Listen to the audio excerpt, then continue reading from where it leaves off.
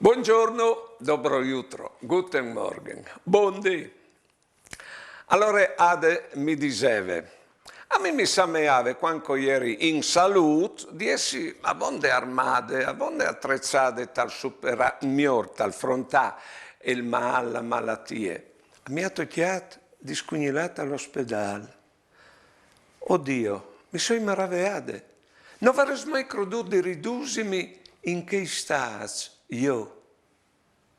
Mi mancava proprio il coraggio, guai che non avessi avuto che di me fa me a sostenermi. E poi succede che lei, perché dentro di noi, che sono assai altri di loro, che saltano fuori in situazioni così, hai capito? E noi vi ho detto che ho continuato a conoscersi, non si conoscono, immaginarsi un po' se ho conosciuto anche altri. Ho quindi stare attenti veramente e sempre viars a chiappare la novità e di noi stessi e di che altri. Buone giornate e buone vite.